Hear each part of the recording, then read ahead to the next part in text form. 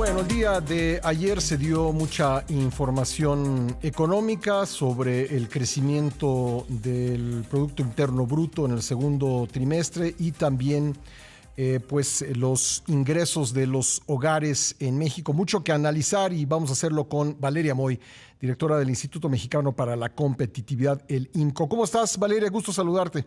Hola Pascal, muy buenos días. Bueno, pues si te parece, comencemos con el Producto Interno Bruto, que sube más de lo esperado, 0.7% a tasa trimestral, 1.2%, redondeando a tasa anual, más de lo que se esperaba, pero aún así, Valeria, comparándonos con las expectativas y los resultados en otros países, todavía pues muy bajo el crecimiento. Muy, muy bajo, Pascal. No cabe duda que todo está en función de las expectativas, ¿no? Cuando vimos el crecimiento del PIB dijimos, qué buena cosa, porque estaba por arriba de lo que esperaba el mercado y por arriba de un muy mal dato el primer trimestre. Pero pues cuando lo vemos de forma solita, ¿no? Y vemos únicamente lo que sucedió el segundo trimestre, pues vemos que este 0.67 y 1.19 en la comparación anual, pues sí es bastante bajo. Ahora, es bastante bajo, incluso si lo comparamos con el de Estados Unidos, que normalmente una economía en desarrollo como la mexicana tendría que crecer muchísimo más rápido que una economía ya desarrollada como la estadounidense. Y la economía de Estados Unidos creció 1 punto en la cifra comparable, porque seguramente oirás otra cifra, pero la cifra que se compara, la anual, 1.99, entonces casi 2%, mientras nosotros apenas rayamos el 1.2. Entonces, sí te habla de que hay algo estructuralmente débil en la economía mexicana. Te digo, qué bueno que crecimos más de lo esperado, qué bueno que las expectativas para este año subieron un poquito, qué bueno que el Fondo Monetario Internacional corrigió la expectativa de menos 0.3 a más 0.2, pero de cualquier manera pensar en un crecimiento de 0.2% para todo el año, pues es bajísimo, ¿no? Y creo que eso nos tendríamos que dar cuenta. Ahora, si no corregimos estructuralmente cosas en México, pues no podemos esperar un crecimiento sostenido mayor. Valeria, el 0.2 que espera el FMI pues es está muy distante del rango de crecimiento que anunció Hacienda cuando presentó los precriterios de política económica del 1.5 al 2.3. ¿En dónde parará finalmente la cifra? ¿Qué es lo que podemos esperar? Está lejísimos, ¿no? Está Sí. lejísimos de ese estimado de Hacienda. Y además, pues lo que es relevante decir es que Hacienda calcula sus pronósticos de ingresos de lo que va a recaudar a través de, o con esa cifra, ¿no? Con Ujú. ese estimado de crecimiento. Entonces, si no crecemos a ese dato, pues sí puede complicarse la parte de recaudación, que hasta el momento va bien.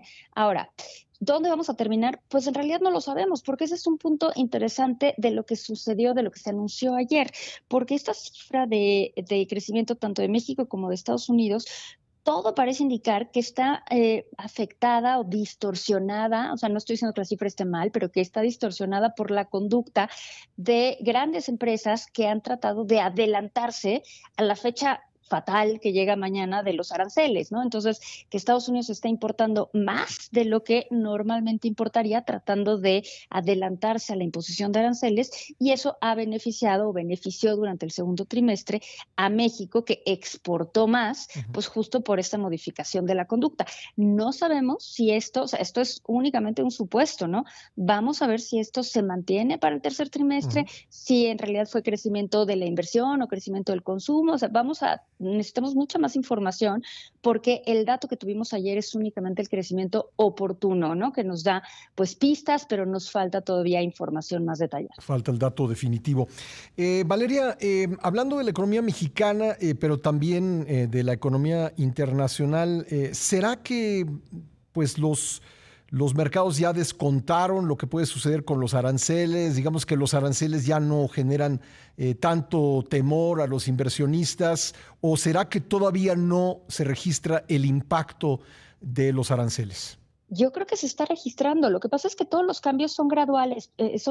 No vemos únicamente. Estaba leyendo hace un momentito una columna en el New York Times, ¿no? Que decía, pues ya llegaron los aranceles y no se cayó el mundo, ¿no? Ujú. Digo, pues no, es que el mundo no se cae hasta que se cae, ¿no? Pero la conducta sí va cambiando con gradualidad y lo vemos con las cifras de inversión, con las cifras de consumo, pero no es un golpe de un segundo a otro. Ujú. Sí se va cambiando la conducta y lo vemos, ¿no?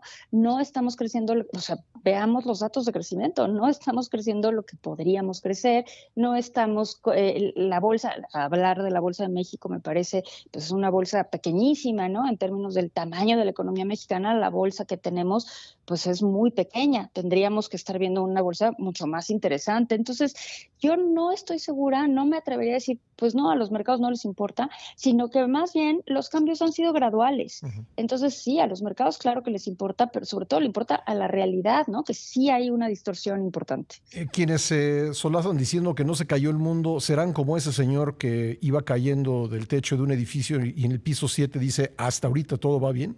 Exacto, algo así, ¿no? Ujú. Algo así de, pues no pasa nada.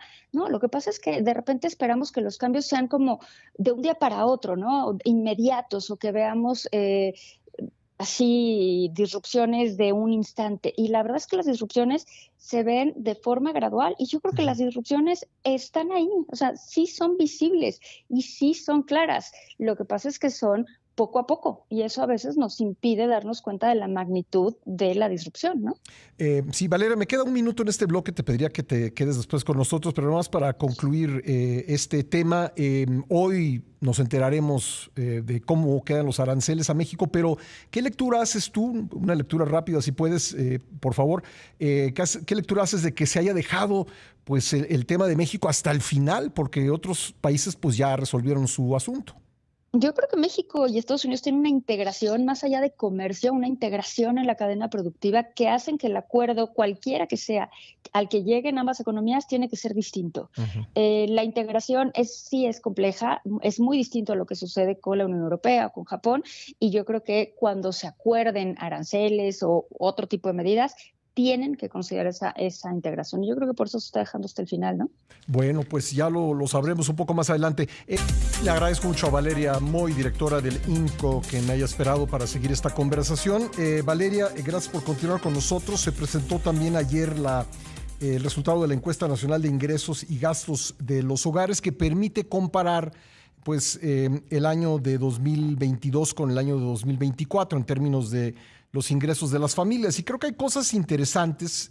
Sí hay un incremento sustancial, pero quizá valdría la pena desglosarlo, encontrar las razones, ver qué tanto pesó el ingreso laboral, de ese ingreso laboral, qué tanto es formal, qué tanto es informal y qué tanto pesaron también las ayudas de los programas sociales. ¿Tú qué conclusiones sacas de todos estos datos? Pues sí, en efecto, la ENIC siempre nos da una cantidad de información enorme y a veces es difícil irla desglosando, pero hay pistas que me parece que son bien interesantes. Aumentó el ingreso de las familias 10.6% con respecto a 2022. 10.6% no es menor, ¿eh? Estamos hablando de términos reales, o sea, ya descontamos inflación, lo cual te habla de un crecimiento importante en ambos años. Ahora, ¿cómo se vio el incremento entre los dos deciles extremos, entre el decil más bajo y el decil más alto? ¿Qué quiero decir con los deciles? El 10% de las familias que tienen menores ingresos y las que tienen mayores ingresos. Pues ahí se vuelve interesante porque el primer decil aumentó 36.4% y los del último decil redujeron los ingresos. Entonces, estamos hablando de una distribución del ingreso más compacta, o sea, sí ha mejorado con los datos que nos muestra la ENIC, ha disminuido la brecha entre el decil de la población más pobre y el decil de la población más rica. Sigue habiendo una enorme desigualdad y las diferencias siguen siendo gigantescas, pero de cualquier manera se ha mostrado que ha habido cierta disminución. Ahora, ¿cuánto viene del trabajo y cuánto viene de transferencias? Que es justo lo que preguntabas y se vuelve bien interesante. Básicamente, el 60%, 63% del ingreso de una familia viene del trabajo, 63% viene del trabajo.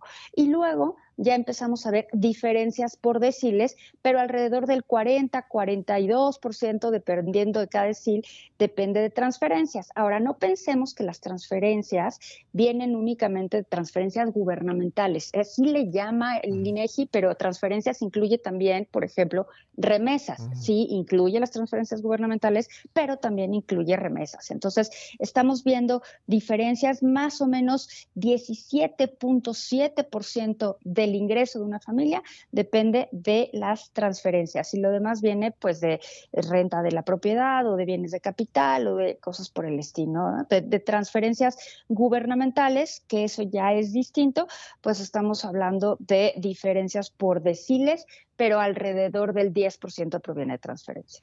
Ahora, parte de esas transferencias han aumentado porque una porción creciente, por cierto, de la población mexicana pues está envejeciendo, alcanzando la tercera edad y por lo tanto pudiendo recibir la transferencia para adultos mayores.